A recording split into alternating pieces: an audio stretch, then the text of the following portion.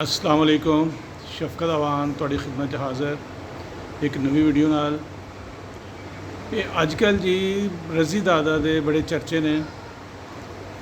रज़ी दादा एक जर्नलिस्ट हैगा, वीलॉगर हैगा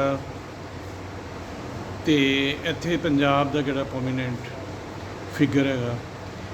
रज़ी दादा एस ज़मीन दा पुत्तर, सन ऑफ सॉइल, पंजाब दा पुत्तर, पंजाब की हर वक्त गल करता, हर वेले गल करता, पंजाब के हकूक की गल करता।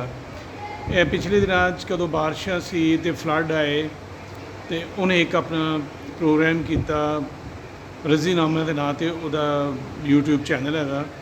उहदे उन्हें कहा जी कदों बारिश आती हैगी, सैलाब आंदा तो किहड़े सिंध के लोग है, सिंध के लोग आम लोग नहीं, सिंध के वडेरे किहड़े है जिन्हों ने कब्जे किए हुए आ अपने दरियावां के रस्तियां के नहरों के कब्जे किए हुए, मोगियां के मोगे उन्होंने अपने अपना पानी उन्होंने किहड़ा वाफर मिलता, बाकी हारी किहड़े आ वो तरसते है पानी नूं।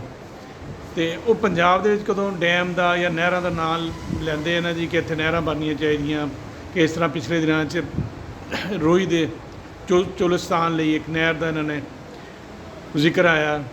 और आसिफ अली जरदारी जिहड़ा हुण इस वक्त सदर पाकिस्तान है, पीपल्स पार्टी का भी चेयरपर्सन है, को चेयरपर्सन, तो वह भी शामिल से इन्हों की सलाह के नाल मशवरे नाल नहर बनना शुरू हुई। तो नाल ही इन्होंने सिंध के किहड़े सी कौमप्रस्त उन्होंने नाल पीपल्स पार्टी भी लग गई, तो आम लोग भी उत्थे दे किहड़े ने जी उन्होंने सिंध हाईवे बाकी हाईवेज़ किहड़ियां बंद कीतियां, ट्रकों को रोकिया, पंजाब के लोगों को उत्थे तंग किया।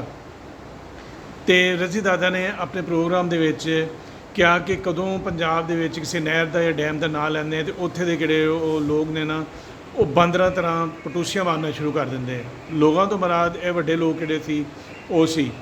इन्हां लोग ने की कीता कदों उहदा प्रोग्राम ऑन एयर होया अपना वीलॉग चैनल उहदा, तो उन्होंने बकवास करना शुरू करता, ये खिलाफ गालम गलोच किया, बहुत कुछ किया।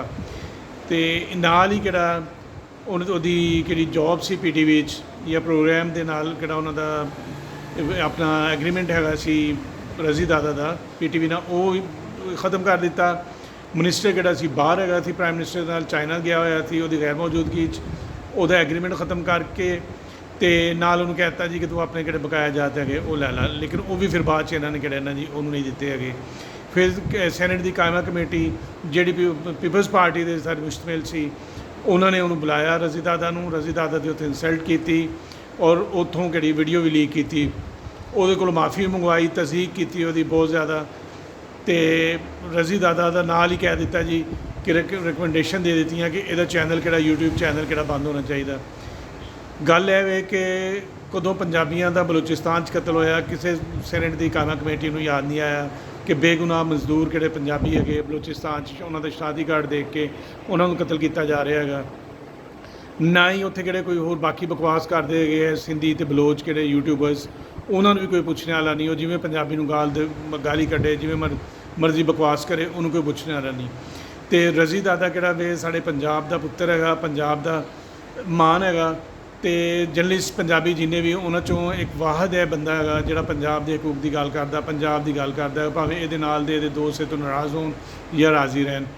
तो साडी गौरमेंट पंजाब की गौरमेंट किहड़ी हैगी वो भी खामोश गूंगियां तरह उत्थे फ्लड पहुँचा भी नहीं सी हैगा। तो सिंध वालियां ने पहले ही एस्टीमेट लाता जी कि इन्ना किहड़ा साडा नुकसान होएगा तो बेनज़ीर इनकम सपोर्ट प्रोग्राम के तहत जी मदद की जाए। तो मैं इन्हों नून लीग की जी गौरमेंट पंजाब हैगी तो मरकज़ से मैं इन्हों कहांगा कि रज़ी दादा का किहड़ा ना जी उन्होंने तहफ़्फ़ुज़ देन। रज़ी दादा के राइट्स है और वो पंजाब लई गल करदा, कोई अपनी ज़ात लई गल नहीं करदा हैगा। असीं रज़ी दादा दे नाल हां, असीं रज़ी दादा लई आवाज़ उठावांगे। तो रज़ी दादा साडी मान है पंजाब की। अस्सलाम वालेकुम जी।